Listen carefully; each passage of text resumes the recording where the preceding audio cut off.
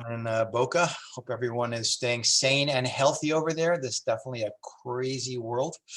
I'm trying to stay sane by avoiding listening to the news. It's the best thing. Better look at the past than focus on the present at the moment. Anyway, we are continuing in our series of the Jew in the Modern World. And we've done a series of classes talking about the Enlightenment and the Reform movement in Germany. I have to apologize if there's noise in the background. It's not from my apartment. I live in the old city, and the acoustics here are crazy. People standing out on the street sound like they're in my apartment, even though my windows are closed. So if there's background noise, my apologies. Hopefully they will move off in a few minutes. But tonight we're going to do a really interesting class, which is called Zionism and Judaism, focusing on the issue of why is there even an issue between the two. And as always, I'm going to share my screen and hopefully be able to find my there it is, my PowerPoint presentation. There we go. I'm going to try an advanced setting and see if this is going to work. Okay, hold on one second. Here we go. Okay. It's going to give us 1 minute for there we are. Okay, let me just turn this down a little so you can see me. One day I'll build a studio. Hopefully I'll be able to come do this live for you guys. I much prefer that anyway. So when dealing with the whole issue of Zionism and Judaism, we have to start with what's the question in the first place. You know, my Rosh Hashiva, Rabbi Noach Weinberg, he told me that you should never use a word unless you can define it. So let's start with the definition. What's the definition of Zionism or Zionist? You know, if I had you live in a room in front of me, I'd ask you to raise your hands like, which of you are Zionists? My late mother-in-law, blessed memory, was the treasurer of WITSO, World Zionist Organization in England. She always used to make a joke about it. It was much easier to be a Zionist in London than it was in Israel. There's a joke definition that a Zionist is someone who lives outside of Israel and gives money to the Jewish agency to convince someone from an oppressed third world country to go live in Israel. But what's the definition of a Zionist? And the answer is, since I can't take your comments live, it's actually is both an ideology and a nationalist movement amongst the Jewish people that espouses reestablishment of and support for a Jewish state in the territory defined as the historical land of Israel. Jewish nationalism, simple expression. Okay, so we would think, therefore, that it should be logical, that should be part and parcel of Jewish identity. I mean, if you look at what Judaism is, we talked about this previously, that we're not just a religion, we're also a nationality. We have an identity. We have a land, a language, and a history. And people would define, Judaism as, God, Torah, and Eretz Yisrael, the land. Obviously, the Jewish people are in there, but these are the three biggies that make up Jewish identity. So it seems like almost a no-brainer that anyone who identifies as being Jewish would be like pro-Zionist, would be pro the land of Israel. It's funny, just like no accidents. As I'm walking over back to my home to do this class, I get an email from a guy who I've been having a back and forth with about something I wrote in my crash course about the War of Independence, which I cover very briefly. And he was taking me to task for talking about 600,000 Israelis versus 45 million Arabs. He was obviously a religious Jewish guy living in Israel. And I wrote back an answer that was a superficial overview and not to be in detail, and it's much more intricate. He was claiming that, was the balance of forces was much more even. And then he writes me back again, this huge response to what I wrote him, about Zionist atrocities and what they did to Arab women and going on and on and on. I was like, oh my God, I just wrote him back. I said, it's clear that you have a very strong anti-Zionist, viewpoint here, And I said, it's hard enough dealing with this coming from non-Jews, much less from Jews. But that's really getting to the point. It's funny, I had this real example right in my face right before I taught this class, that there continues to be a significant opposition to the notion of Zionism coming from even Jews who are very strongly identified and very strongly observant. So the question is, where does it come from and what can we learn from it? So as always, by going back into the past, we're going to get some very big insight into the future and what's going on today, and understanding the roots of this supposed ideological difference that goes back actually many, many hundreds of years. But to begin, we have to do a little Jewish history, of course. I'm sure most of you are probably Ashkenazic Jews. If you're Sephardi, I apologize, but that's the vast majority of Jews in America. And most of us have our roots going back to there. And the history of Jews, we didn't do a whole class on this. In the series I do, we jump around a lot. But if you follow the migration of Jews, once we're expelled from the land of Israel, Roman Empire, destruction of Second Temple, Bar Kokhba revolt, we are going to move from place to place. You could even see a bunch of maps here showing how Jews will be pushed out, often multiple times, out of Western European countries like Spain, England, France, Germany, and slowly be migrating towards the east. The whole history of Jewish migration is basically moving to greener pastures, looking for a place to settle, often having been expelled from a place or finding the situation in our host country being far too difficult to live with, and often being invited in by other countries that hadn't had to deal with us yet, and were still inviting us in. Usually they would change their mind after a few centuries. That's the story of Jews in Eastern Europe, where Jews are invited into. And I have a little graph here to show you. Look at the rise of Eastern European Jewish population. You look at, this is the Polish Empire primarily. You look back to the 16th century, and there was all of 50,000 Jews living in Eastern Europe. The vast majority of Jews, by the way, 1,000 years ago, were Sephardic Jews living in the Middle East. This is going to change dramatically during this period of time. A big switch from Sephardic to Ashkenazi, and a big switch from Western Europe to Eastern Europe being the center of the Jewish world all the way up until the Holocaust. But initially, Polish nobility, even kings of Poland in the medieval period, invited Jews in, recognizing our value as a literate, educated people with connections around the world who had no local loyalties to the indigenous population, and therefore be totally loyal to the king or the local lord. So you see the incredibly rapid rise of Jews in Eastern Europe from 50,000 in the 16th century estimated population to 750,000 in the 17th century. Look at this, late 19th century, approximately half of world Jewry, 5.2 million Jews, is living in what was initially really part of the Polish Empire, which, by the way, included areas like the Ukraine, which were at one point part of the Polish Empire. And Jews were even brought in there to manage the estates of this nobility and run the liquor business and collect taxes and all the things Jews could do, being smart, educated people that we were. But what happens, of course, in history is that in the 17th century, you have Peter the Great comes along, who is literally great. Peter the Great was 6'8" tall. He would have made the Russian national basketball team. His body was long. His head wasn't that big, by the way.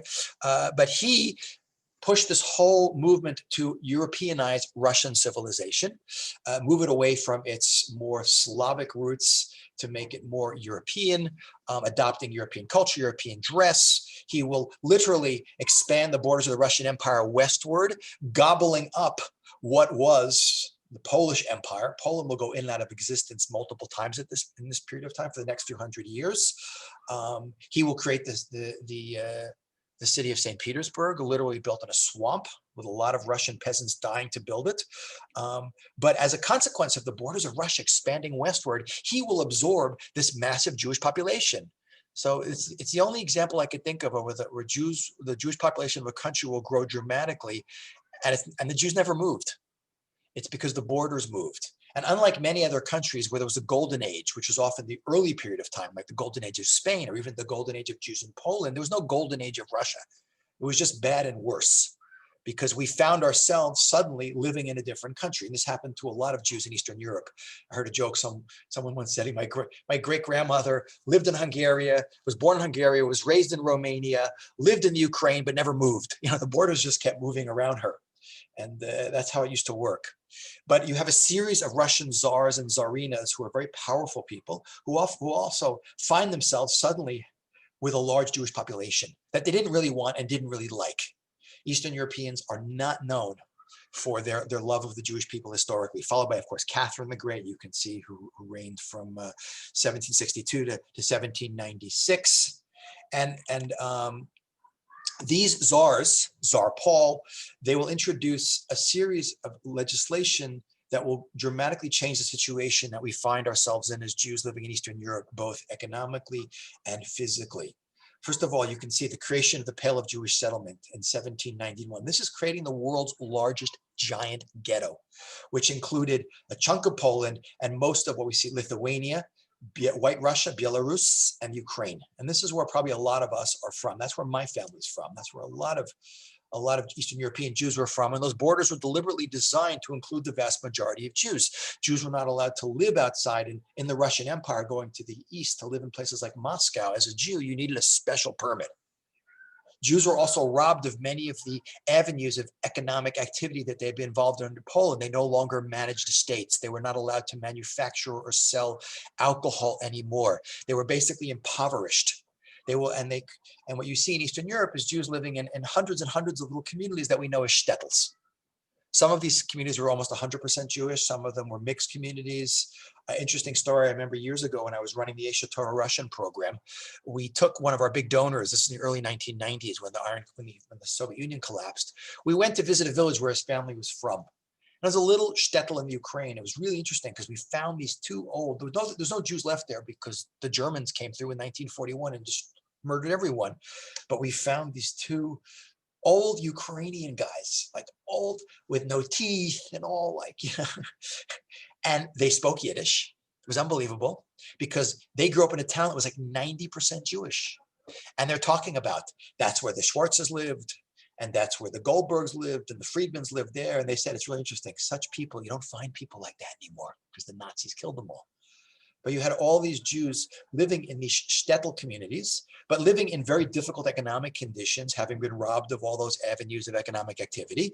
You have the worst decrees under Tsar Nicholas I, which is the Cantonist decree. The Cantonist decree was forcibly drafting Jewish boys at around the age of 12 into the Tsarist Russian army for 25 years. These are pictures of Jewish Cantonist kids. And it was an incredibly difficult situation. If the camp conditions and the battles didn't kill you, there was constant forced missionizing of these kids to turn them into Eastern Orthodox Christians.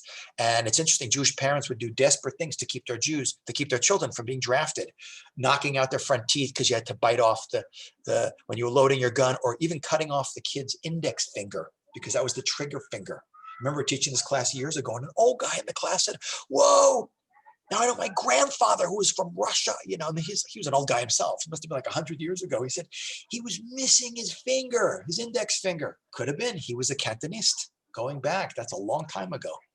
So the situation was very, very difficult for Jews. Remember, and there's not only two kinds of czars. There was bad czars and there was worse czars. Remember Tevi and Fiddler on the Roof? And that's, by the way, that Shalom Aleichem, Shalom Rabinowitz, the Shalom Aleichem is his pen name. That is the musical is based on these writings of these Enlightenment Jewish authors who, by the way, I don't want to go into it now. We'll talk about it a little bit later. Were very Jewish in their worldview, spoke Yiddish, often raised religious, but often very cynical and even nasty about their Judaism. But you remember that scene when Tevye in the musical, played by Topol, Chaim Topol, the actor, the Israeli actor. Remember, they're making a toast to the Tsar, and he says, "May God bless and keep the Tsar far away from us," because that's the only kind of Tsar you wanted. So the situation for Jews in Eastern Europe is miserable on every level. You had violence, anti-Semitism, economic and physical marginalization, these harsh decrees. It was an impossible situation. But remember from previous class, 2 classes ago, the much smaller Jewish communities living in Western Europe at the same time were doing much better. Now, by the way, to be fair, it wasn't just the Jews suffering in Tsarist Russia. The vast majority, Russia was a feudal state, and until the same time as the American Civil War, the peasant population of Russia, the average Russians, was considered the property of the landed nobility. It was only emancipated around the same time as the Emancipation Proclamation. So it was a tough situation for everyone in Russia, but it's really tough for the Jews. But meanwhile, in Western Europe, we had Jews doing much better in the 19th century. They were being let out of the ghettos after Napoleonic Wars. Remember, they were going to universities. They were joining the army. They were becoming doctors. They were becoming lawyers. They were joining parliaments. Their economic and physical conditions were improving dramatically. Remember we talked about the French Revolution, all the forces that unleashed, and how Napoleon Bonaparte, oh my God, these kids are standing right outside the window yelling. Normally it's so quiet on the street. Just when I'm doing this class, I can't hear myself think. But remember Napoleon Bonaparte, we showed you all those quotes previous 2 classes ago about how Napoleon was truly, as he marched through Europe on his amazing military campaign in the early 19th century, was horrified at the condition that Jews were being treated in. And he broke down the walls of the ghettos, and he's the one who really pushed for the emancipation of Jews and giving them equal rights and allowing them to join, France as equal citizens.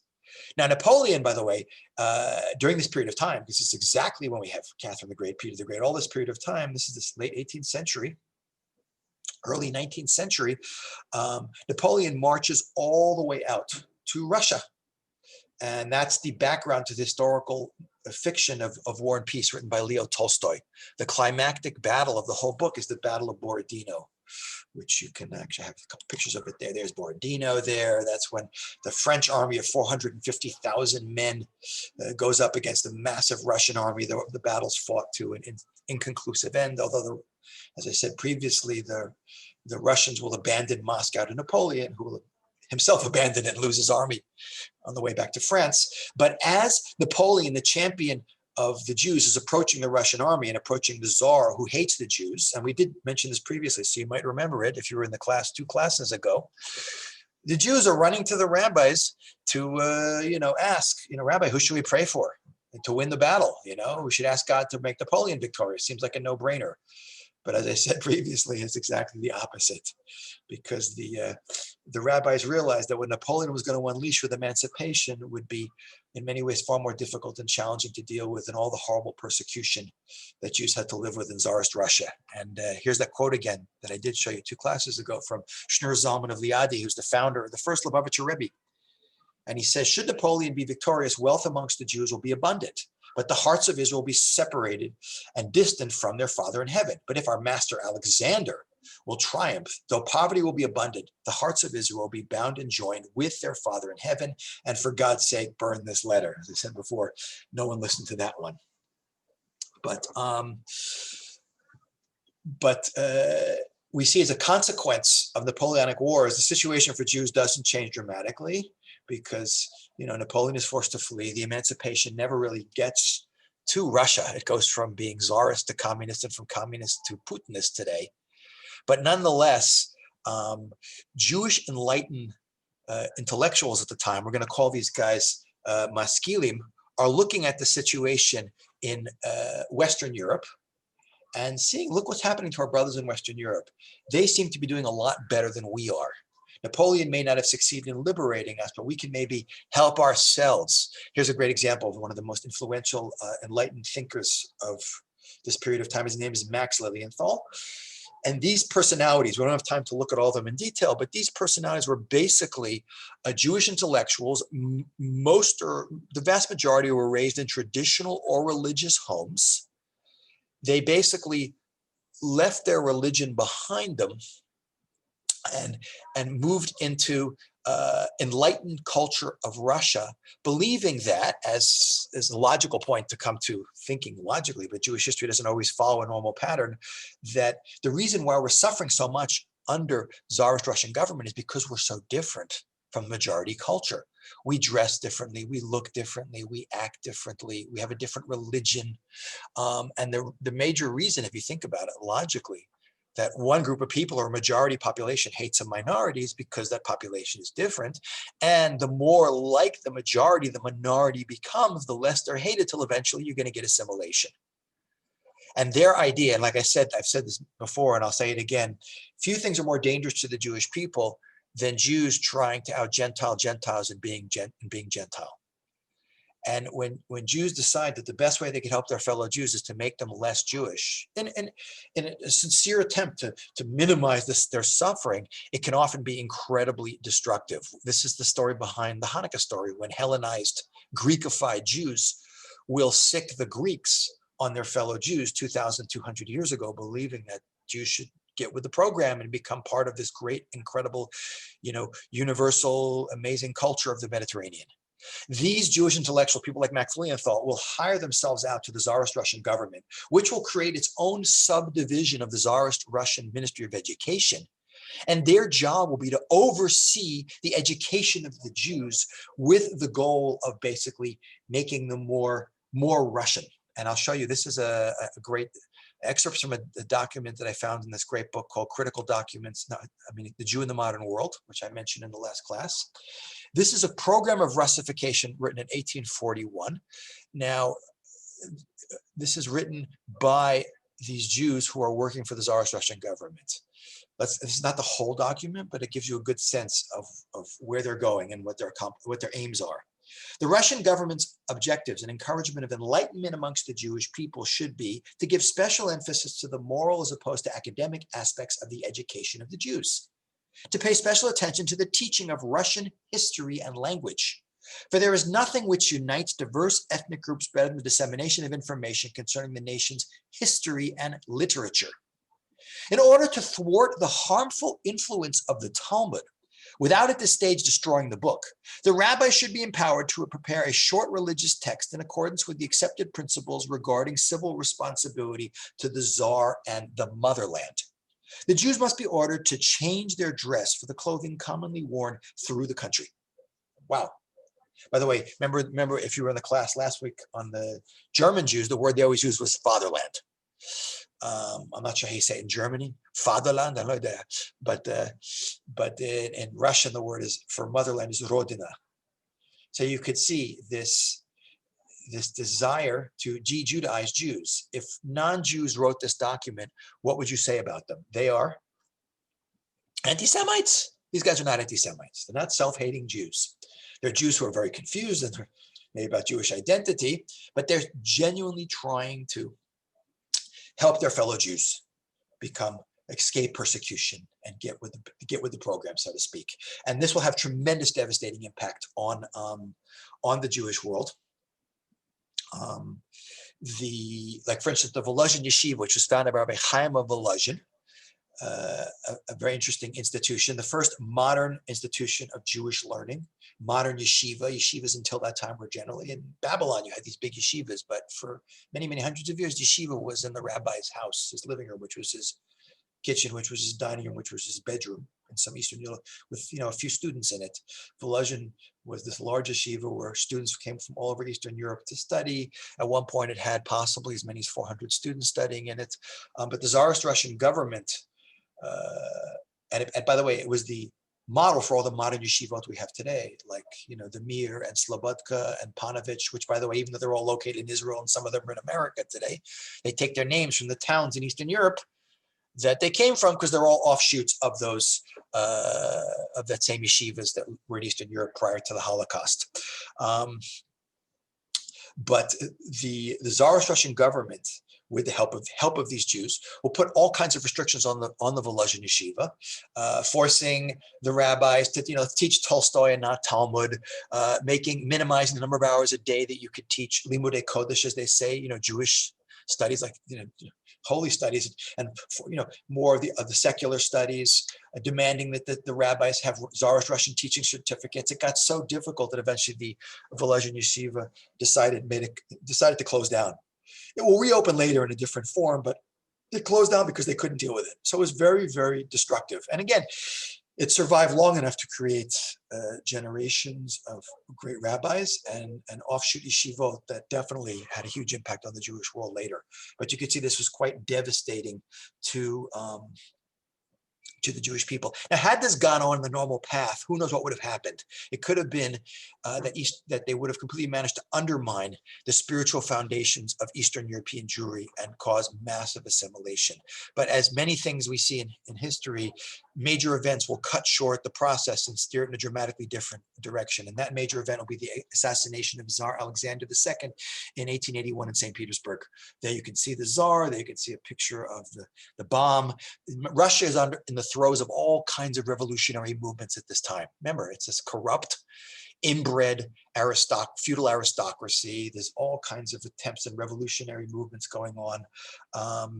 And anarchists threw a bomb at the carriage. They didn't used to have so much security back then like they have today for like presidents. The first bomb, by the way, didn't go off. Like one of those, if you remember Roadrunner, the cartoon, like the black bomb with the fuse, Acme Bomb Company, like it just fizzled out.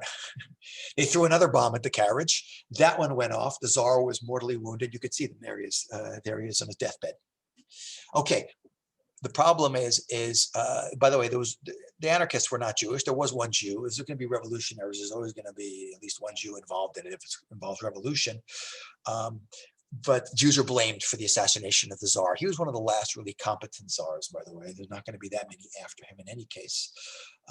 But that will unleash a massive number of pogroms, which are these often spontaneous, but usually state-sponsored terrorism against Jews. You remember in Fiddler on the Roof again, the local constable, the police chief who likes Tevye warns him there's going to be an action.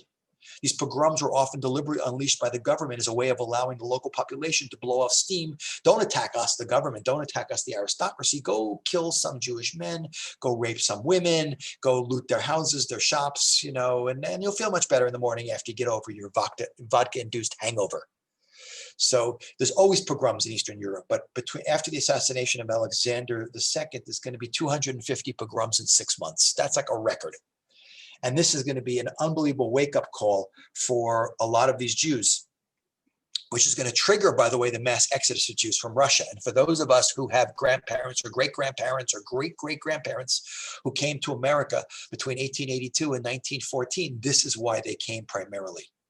This is when America was welcoming in immigrants, and 2.5 million Jews will flee the Tsarist Russian Empire. And the vast majority of them will come to the Golden Medina, the United States. So, of course, they're going to also, as we saw previously, run into a lot of assimilation because there's no infrastructure for them there.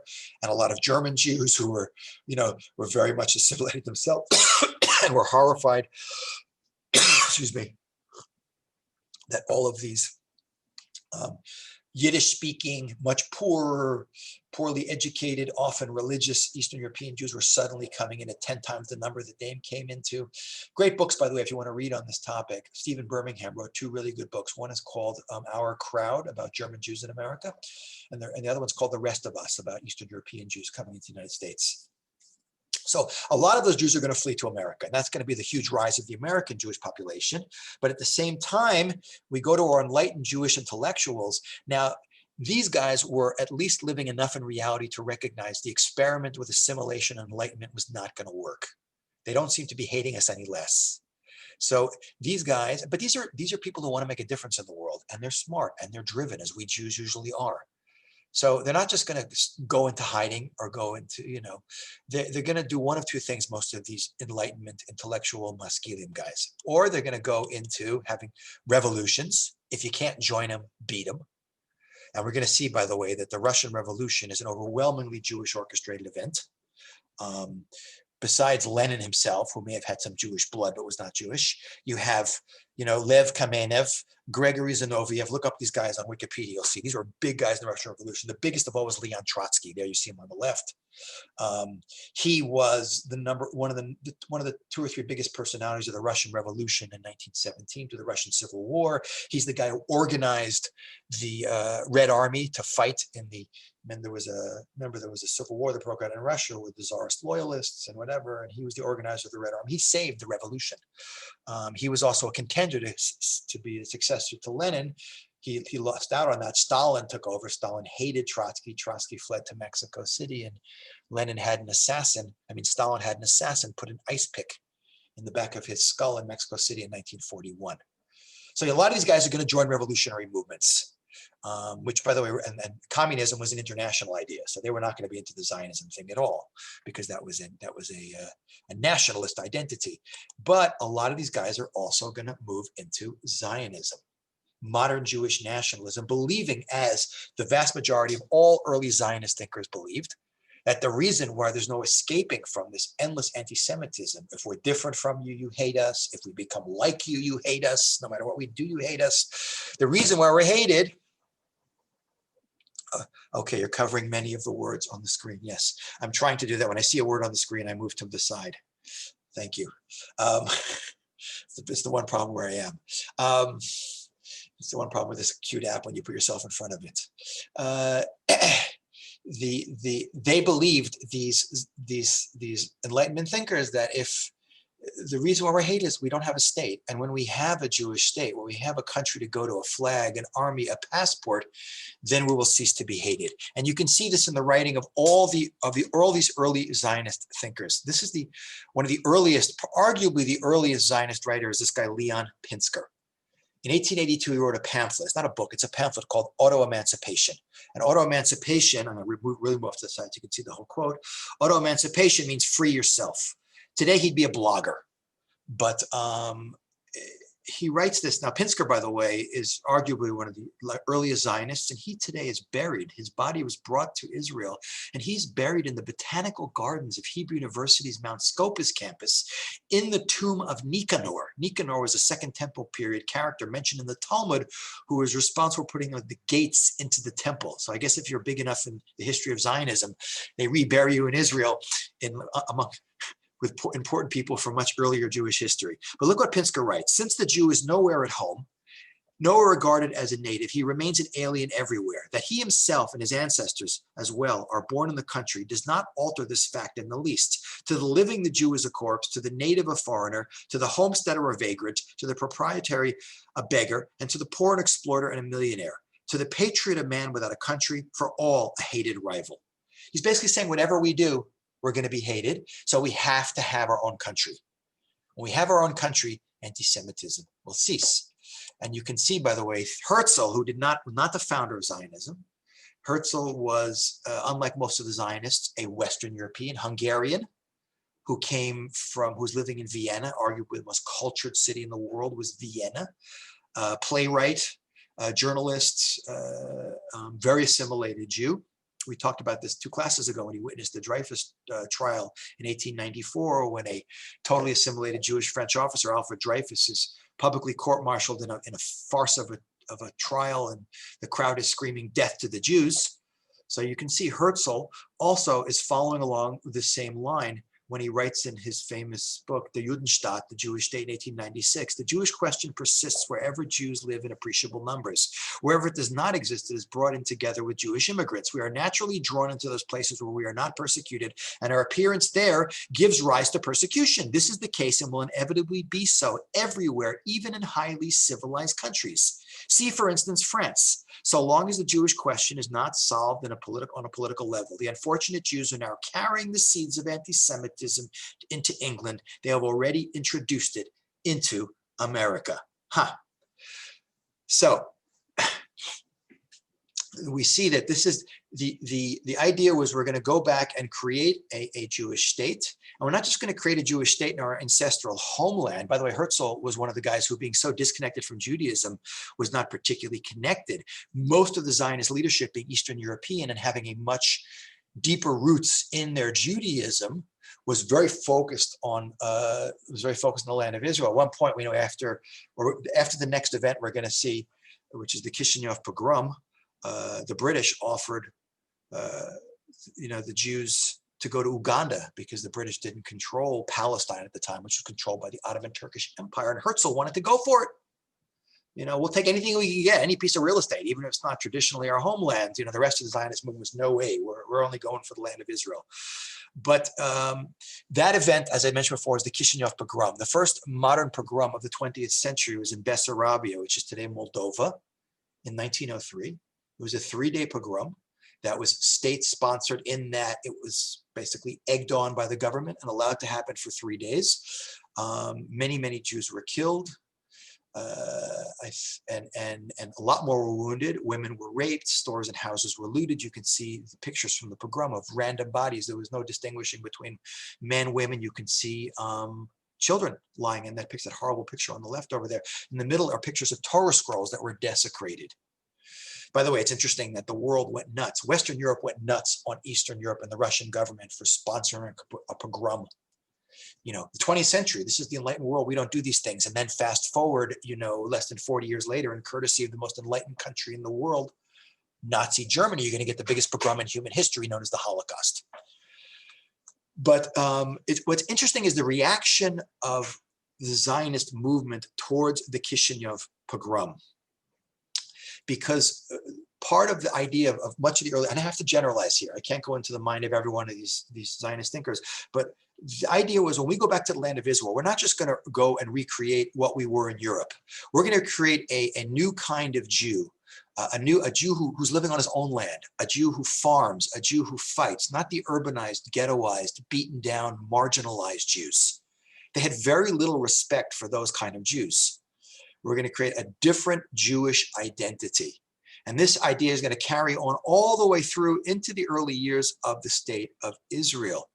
Now, one of the interesting stories that goes along with the Kishinev pogrom is the story of Chaim Nachman Bialik. Bialik is the father of modern Hebrew literature. Remember, Hebrew was never a dead language, but it was a non-spoken language for many, many, many centuries. It was used for prayer. It was used for learning. It was used for, people would sometimes even correspond in Hebrew historically, but it wasn't a spoken language. Eliezer ben Yehuda, in the beginning of the 20th century, basically will resurrect Hebrew and raise his son, Ben Sion, Ben Yehuda, as the first kid who speaks Hebrew at home. And he had a miserable life because he couldn't talk to anyone because no one spoke Hebrew then. It's a wild thought. I always say I'd love to bring Ben Yehuda back and walk him through. I'd love to bring Herzl and Ben Yehuda back for just one day and walk them through like Tel Aviv, which was a sand dune until in 1909, and to see this, giant metropolis where, 60% of Israel's population lives, a huge city, modern city, and everyone's speaking Hebrew. It's an incredible thing. But Bialik was actually raised religious himself. He was orphaned at a young age, raised religious by his very religious grandparents, sent to the Volozhin yeshiva. And I believe Bialik was the kind of guy who was never meant to be in Volozhin. He was much too broad in his worldview. Had he been sent to, like we saw last week, the Hildesheimer yeshiva, where they had secular studies, he probably would have done better. Because not out of the doors of Volozhin not only came a lot of great rabbis and many yeshivot that were offshoots of it, a lot of heretics came out of Volozhin too. We have to keep in mind that contrary to some of the myths, Eastern Europe may have been poor and oppressed, but there's this myth that it was all kind of religious. The reality is Eastern Europe was a house whose foundations were rotting slowly. And a lot of Jews were leaving their Judaism behind for various reasons. Remember in Fiddler on the Roof?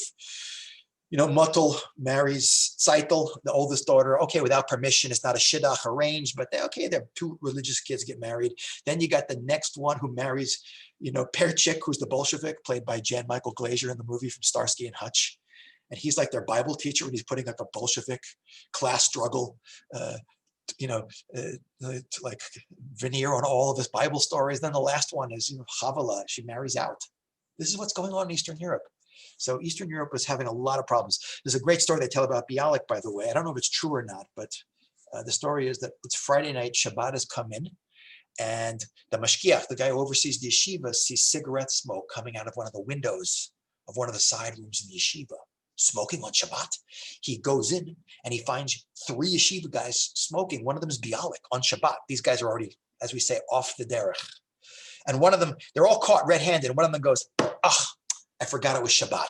Like, in Jewish law, right? It's called shogeg. If you wake up in the morning, Shabbat morning, and you turn on the light by accident because you forgot it was Shabbat because you just woke out of your sleep, it's unintentional. Another guy goes, I forgot you can't smoke. If you do a forbidden form of work, but you didn't know it's forbidden, okay, you're not considered chayav, as they say. It's unintentional, And Bialik is the third guy. He goes, I forgot to shut the window. So you see the kind of mind Bialik had. Had he stayed in the yeshiva, he probably would have become an amazing rabbi. Anyway, Bialik leaves. He joins the intellectual circles. He goes to Odessa. He becomes a writer. He becomes huge in the resurrection of the Hebrew language and modern Hebrew literature. And he's sent as a reporter to Kishinev in 1903 to cover what happened this pogrom. And he also writes a poem, which is called The City of Slaughter. We're going to read an excerpt in English translation. And when we read the poem, I want you to think, who is Bialik really angry at? It's a pretty unbelievable. Here you go. There's Bialik over there. You can see him. The scene he's describing, by the way, is a scene where let's go back for a second so you don't read the quote before me. The scene he's describing is a scene where some drunken Moldovan peasants have burst into some Jewish home, and the father and the son have run into a closet and have managed to hide, but they've caught the mother and the daughter, and they're raping them. Now, again, it's a horrible thing to imagine, but what are the options the father has? If it's Hollywood, he has a shotgun and he kicks the door open, he shoots the guys. But in real life, there's very little the guy can do. Even if he jumps out of the closet and punches one of the guys, he's going to get beaten to death, and they're going to go continue what they were doing and probably then kill the women after anyway. So there's very few options in that very horrible situation. So, but read what he writes now. The lecherous rabble portioning for their booty, their kindred and their flesh, crushed in shame, they saw it all. They did not stir nor move. They did not pluck their eyes out. They beat not their brains against the walls.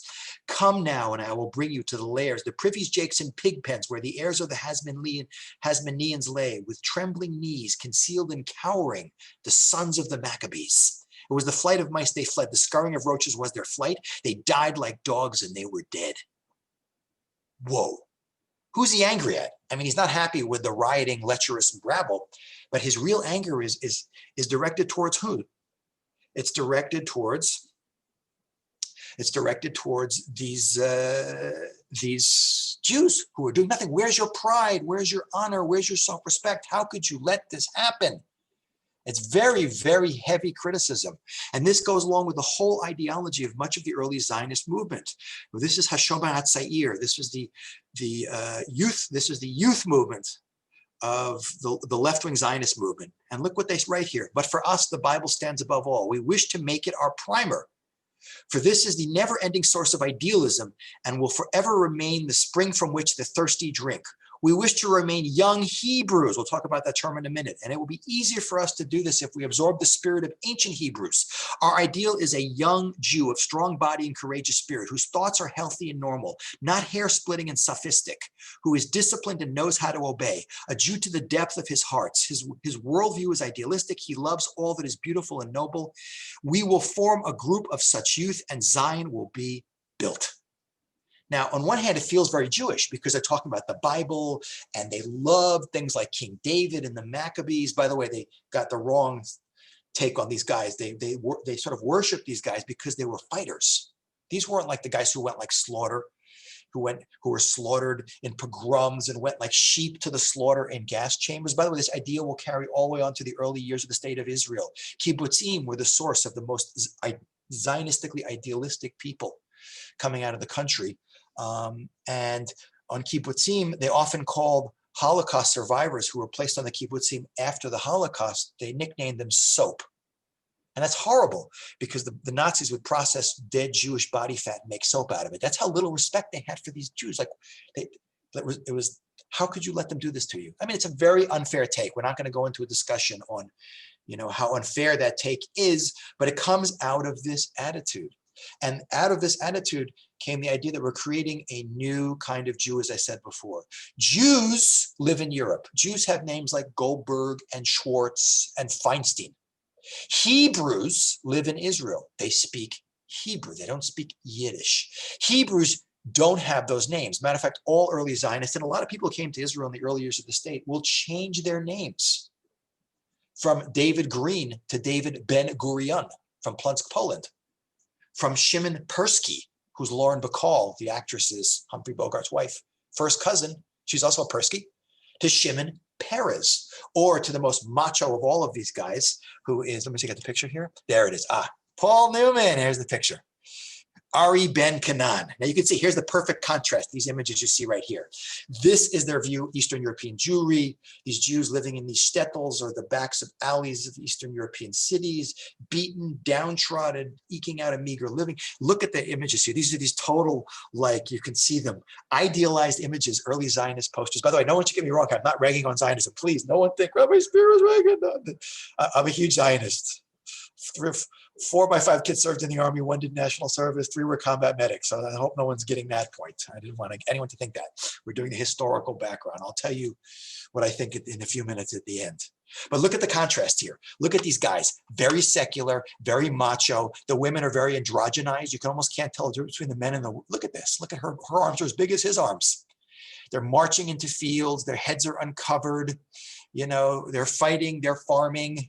You had to create a new identity. Jews are sheep to the slaughter who have no future staying in Europe. Hebrews are going to create a new state. Sure, we're going to have the Bible as a book of history, as a book of culture. We're not going to have religious observance at all. Sure, we're going to have, holidays like Pesach and Sukkot, but they're not religious holidays. They're agricultural holidays. Like Sukkot is about the harvesting, and Pesach is the spring. It's about, planting. By the way, even these Jewish intellectuals who move into the Zionist movement, who rejected becoming communist revolutionaries, most of their economic and political ideology was very far to the left. A lot of HaShomer Hatzair kibbutzim had, pictures of Joseph Stalin in the dining hall, and would do things like have pork chop barbecues on Yom Kippur. It wasn't just leaving Judaism behind. It was absolute disdain for all of that stuff, which they viewed as antiquated and not what we want to recreate in a modern Jewish state in the land, in our historic ancient homeland. So out of all that, what do you think the reaction of the rabbis is going to be to this Zionist movement? Overwhelmingly, it's going to be pretty negative. Look at Reb Tzadok HaKohen of Lublin, the Tzadok of Lublin in 1900. He says, we surely know that if we were believers and truly trusted in the salvation of the Lord and were observers of the commandments of God, we would even today be dwelling in our holy land. Now he's directly quoting the Bible. Why did the land perish? Meaning, why did we lose the land of Israel in the first place?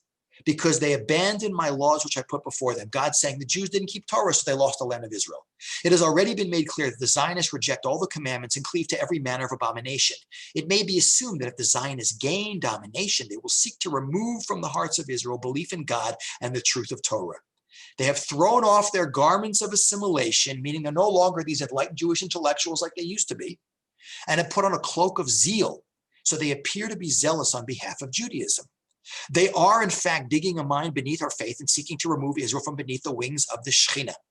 The heretics and transgressors within the camp of Israel do more damage to us than those who left the community. Meaning, when they were totally separated from us, and claiming to want to push assimilation agenda, okay, that was fun. But now they look, smell, and act kind of Jewish, and they're attracting a lot of Jews because they're very idealistic, and it's about Israel. It's about coming back. That means, bottom line, this quote is so important because now we understand the roots of where the ultra-Orthodox opposition to Zionism comes from. It comes from the overwhelming attitude of much of early Eastern European Zionists who were anti-religious and wanted to completely change the idea of what Jewish identity is about. And these guys, and we can see this is the common, just as we saw with the Reform movement in the last two classes, that the Orthodox Jewish world, the Torah observant world, will start to self-ghettoize, contract within itself and build up its own barriers to keep all of these influences that are threatening to undermine, like dig a mine beneath our faith, so to speak.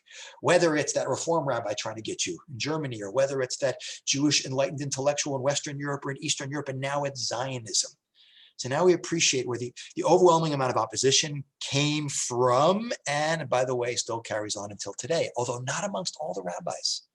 There was a minority of rabbis in Eastern Europe who saw that it wasn't a zero-sum game. It's possible to combine the two, and also saw maybe bigger wheels are turning, and that our Father in heaven has a plan for all of this. And here's a couple of examples of some of these personalities. You can see the earliest ones are Rabbi Tzvi Hirsch Kalischer and Rabbi Yehuda Alkalai. Probably the most impactful ones, you have Shmuel Moliver, and one of the most famous is over there all the way. I got to lean all the way there. There you got him. Abraham Isaac Cohen Cook, who he's the most contemporary of all of these, but he's probably the best well-known to most of us. Look at the guy. He's wearing a shtreimel. He was the chief rabbi of pre-state Palestine. At one point, he lived in Neve Tzedek, and then he moved to Jerusalem, Rev Cook Street, where you can see his house today. He was one of those people who saw that, God was acting in history to use these secular Zionists to reestablish a physical presence in the land of Israel, and he was willing to build bridges between the Orthodox community. Remember the old Yeshuv that pre-existed the Zionists' arrival in Israel. There's a Jewish community in the land of Israel always, but there was a significant Orthodox community living in Israel and in Tzfat that predates Zionism. He, unlike many of that community, which became very hardcore anti-Zionist, as were most of the rabbis in Europe, he was one of the guys who was willing to do outreach to them. He got a lot of flack for it, by the way. He's been kind of written out of the ultra-Orthodox history of the land of Israel, although he was the Gadol Hador, the main rabbi of the Jewish community of all the land of Israel in his heyday. And although he had ideological opponents in the land of Israel, he was quite friendly with all of the great rabbis of his generation at that time. He, by the way, is the leading personality behind what we call religious Zionism of today, the Mizrahi movement, which you can see is that attempt to combine Jewish nationalism with traditional Jewish observance, believing that the perfect combination is Jewish people living in a Jewish homeland. And you can see this is the Mizrahi Manifesto. The Mizrahi movement is the backbone of what used to be called the Mavdal, the National Religious Party. Now it's called Bayit Yehudi, the Jewish Home, Naftali Bennett. It's gone through many, many permutations politically in the history of the state of Israel. But look at their manifesto here from 1902. In the lands of the diaspora, the soul of our people, our holy Torah, can no longer be preserved in its full strength, nor can the commandments which comprise the entire spiritual life of the people be kept in their original purity. The people have found one remedy for this affliction, to direct their hearts to the one place which has always been the focus of our prayers, Zion and Jerusalem. It has therefore been agreed by all those who love the spirit of their people and are faithful to God's Torah that the reawakening of the hope for the return to Zion will provide a solid foundation as well as lend a special quality to our people. It will serve as a focus for the ingathering of our spiritual forces and as a secure fortress for our Torah and sanctity. It's a beautiful way of putting it. So much of Judaism, as we saw, is God, Torah, in the land of Israel, and so many commandments can't even be kept in the land of Israel. So we see, guys, the battle lines are basically drawn. We have, on one hand, you got the secular Zionist movement, which is more or less rejecting Jewish observance. You have what is now we call the ultra-Orthodox world as a reaction to that movement and other movements that were leading to assimilation, rejecting Zionism altogether. And you got Mizrahi in the middle trying to do this delicate balancing act. And this carries on until today. But this is what happened going back 100 years ago. Now we can end by focusing on the present. Lord Bolingbroke, the British Lord, has a great quote. He said, "History is philosophy with examples." Both sides in this argument, I'm not talking about the Mizrahi movement in the middle, both sides in this argument are making certain fundamental cases about how they saw the future unfolding. The secular Zionist movement was basically saying that there is no future for religious Judaism. You guys are going to die. You're going to be slaughtered by the Gentiles and die in diaspora. You're sort of a dinosaur. And the modern Jewish state is going to be a secular state with a veneer of Judaism and Bible on it. The ultra-Orthodox world, as you saw with the Tzaddik HaKohen of Lublin and many of the rabbis, was saying there is no way that the creator of the universe is going to allow a bunch of pork-eating, communist, secular heretics to rebuild a Jewish state. Remember, Bolingbroke said history is philosophy with examples. So history is also hishkafa with examples. Meaning, we can fast forward today and see who proved right in the argument. Neither side, actually. It's interesting. If we look what happened, by the way, Zionism, by the way, Israel back, 100 years ago or so was not much to look at. You had Jerusalem. Look at this is Tel Aviv, 1909. This is the lottery done. This is the Western Wall going back then. This is the first street in Tel Aviv. Look at it was nothing. It was a desert wasteland. Zionism actually had about 100-year lifespan. But look what it accomplished in 100 years. It built cities, it put roads in, electricity, infrastructure, healthcare system, the army, built an incredible first world economy, which is one of the leaders of technology. It's an incredible story. But like Israel, they said like Silicon Wadi. But the reality is first of all, these real hardcore anti-religious Zionist guys, there's like very few of them left. They're pretty much gone. Most Israelis, by the way, are very open and interested in Judaism. They may not be religious, but they're remarkably open to it. As a matter of fact, when they did a survey of what percentage of Israelis are religious, it works out that about 30% of Israelis are religious. That would horrify the early founders of the Zionist ideology. And by the way, the remaining 70%, almost half are traditional. Traditional are almost all Sephardic Jews, which means they keep kosher. They keep kosher. They keep all the major holidays. The women don't dress, at all like modest Orthodox women, but they go to the mikveh every month. They have a Friday night dinner, and then they watch a football game, which basically means they're like conservadox. They don't keep Shabbat. But the majority of the country of Israel is either observant or traditional. And even those kibbutzim that had the Joseph Stalin picture on the dining hall, They have synagogues nowadays. Not that they're religious kibbutzim, but some of these HaShomer Hatzair kibbutzim actually have synagogues. But on the other hand, so the country's a lot more religious and a lot more Jewish. And we also see that what is secular Zionism, falafel and folk dancing. By the way, neither of those are historically or indigenously Jewish. Falafel is a Middle Eastern food. We got accused a number of years ago by Lebanon of stealing Middle Eastern cuisine and trying to market it as Zionist. Folk dancing, by the way, that the early Zionist movement loved to do. I don't know if used to do that. We used to do it years ago, Israeli folk dancing. It was all stolen from like the Balkans. There's not a lot. Like, it's interesting, like we saw with, when you got Judaism, we talked about the reform movement, when you take the national component out of it, as the early reform leadership did, and you take observance out of it, you have nothing, you have very little left, and it doesn't keep Jews Jewish. The difference is with secular Zionism, because we're living in a country and the veneer is Jewish and the language is Hebrew and you're living amongst Jews, so what you don't get is all the assimilation like you got in other examples in Jewish history, but it hasn't actually worked out that way. Although, to be fair to the religious establishment, the secular Zionist leadership of the state of Israel, and remember the Labor Party ran the country of Israel till 1977. They were the government. Every government was a labor government until Menachem Begin.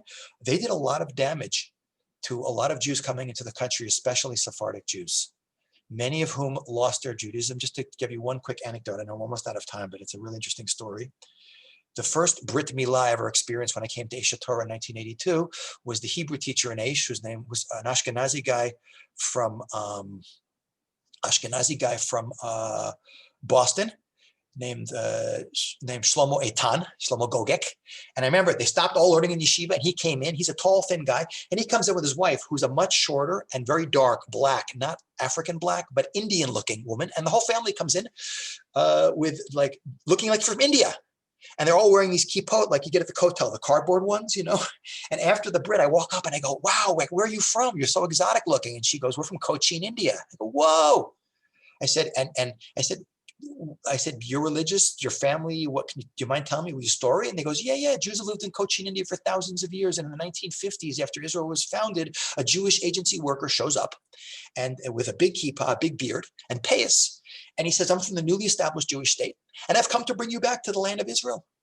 And they put us on a plane and did a little like airlift, like they did for the Ethiopian Jews and, you know, the Yemenite Jews. And they stuck the whole family on a HaShomer Hatzair kibbutz. The whole family was religious. They got stuck on one of these kibbutzim with Stalin pictures in the dining hall and the pork chop barbecue. And the whole family lost their Judaism. And this is what happened. So you can understand how there's a lot of animus that was coming from the religious community towards that. But on the other hand, we have to say that the rabbi, and I'm being careful I say this, the rabbis, it's easy to be right in hindsight. We're also not right in thinking there's no way that these secular guys are going to be able to establish a Jewish state, because that's exactly what we have. The state of Israel, the land of Israel, has been reborn. Rabbi Yosef Ber Soloveitchik, in one of his famous essays he gave to World Mizrahi in 1965, and Joseph Dreamed a Dream, he talked exactly about this. He said that Joseph had all these dreams, which got him in a lot of trouble. They were kind of megalomaniac dreams. And his brothers were like, "No way it's going to happen. We're going to bow to you," etc. In the end, they tried to kill him. I mean, they made a terrible decision. They had the right intention. They think he's a megalomaniac, he's threatening us, we're going to take him out. In the end, who proved to be right? In the end, it was Joseph who was right. He became the viceroy. They do end up bowing down to him because God works behind the scenes and things unfold in very, very interesting ways. That's exactly what happened. We see with the state of Israel and the rebirth of the Jewish state, that despite anyone thinking otherwise, rabbinic leadership, Israel's reborn, and now more than half the Jews of the world are living in the land of Israel. Rav Soloveitchik ended with a very interesting statement. He said, "In halacha, we decide." You know, we have this idea, lo b'shamayim hi. It's not in heaven. God gives us the Torah, and what's decided by our court system, there's a famous story in the Sanhedrin of one rabbi against all the rest of the Sanhedrin, and all these miracles take place to prove he's right. And a voice comes from heaven and says, "Nope, you guys, it goes by the majority." And that's exactly the point. He says, and Rav Soloveitchik is saying, in halacha we decide, but in history, God decides. And this is one of the things, I'm not a Rav Kook guy, But I think he actually saw something. I'm not anti-Rav Kook at all. I just don't know his Torah enough. I find him very hard to understand. But Rav Kook clearly was ahead of his time in seeing that God wanted the Jewish people to return to their homeland. And if the rabbinic leadership of Europe was not willing or able to actualize that, then he was going to use these secular Zionists to do exactly that. And that's why he was willing to build those bridges. And we see that's exactly what happened. That the state of Israel was rebuilt, but now, guys, to close, we see exactly that point. Almost half the Jews in the world are living in the land of Israel. There's more Torah in Israel than there's ever been in history. There's more yeshivas, more people learning. It's incredible. The diaspora is slowly but surely shutting down on us, but there's a little bit more work to do. And as I said before, most Israelis are very interested in Judaism. And the main reason why we don't have more Israelis coming back to Judaism is, unfortunately, as a byproduct of all this onslaught that has affected the Jewish world and the religious Jewish world, it has largely closed down and, as I said, self-ghettoized. And much of the Jewish world, and again, it's not a criticism, it's just an observation, which I think if you're familiar with the Jewish world, you see very clearly, and you see it very clearly in the land of Israel when you go to communities like Bnei Brak and Mei Sharim and Geula. Very much there's a tremendous attempt to keep outside influence out. And the outside influence are not pogroming non-Jews. These are fellow Jews. These are secular Jews living in Tel Aviv who are open and interested, but they're not being welcomed in. You know, in the words of Hatikva, which is a beautiful song, it's all about our hope is to be a free people in our homeland. That was the dream of early Zionism, to create a state and be normal like everyone else. I'm not a prophet. If I was, I'd be working in the stock exchange, but I always say that we're never going to be normal like anyone else. It's not our role in history from our beginning until now to be like anyone else, not in diaspora and not in our own state. Our job is to create a unique state that's a light to nations, to be a role model for the world to follow. And God knows the world needs role models. We need to change one word in that beautiful song of Hatikva, from Liot Am Chofshi B'Artzeinu to Liot Am Kadosh B'Artzeinu. The big lesson we need to learn as Jews, not just those of us living in the land of Israel who are religious, but wherever we are as Jews who are connected to our Judaism, whether it's in diaspora, living in Boca or here, is the vast majority of Jews are open and interested. In the diaspora, you're dealing with massive assimilation. In the land of Israel, we don't quite have that problem. We got our own issues to deal with, really, with the splits within the land of Israel between the religious and the secular. We have this land of Israel, the physical infrastructure is there. Now we just need to put the soul in the body. As my kids used to sing this beautiful little song when they came back from nursery school, the land of Eretz Yisrael bli Torah, kamo guf bli neshama.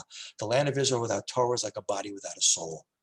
So secular Zionism did an amazing job of putting the body in, the beautiful modern state of the land of Israel.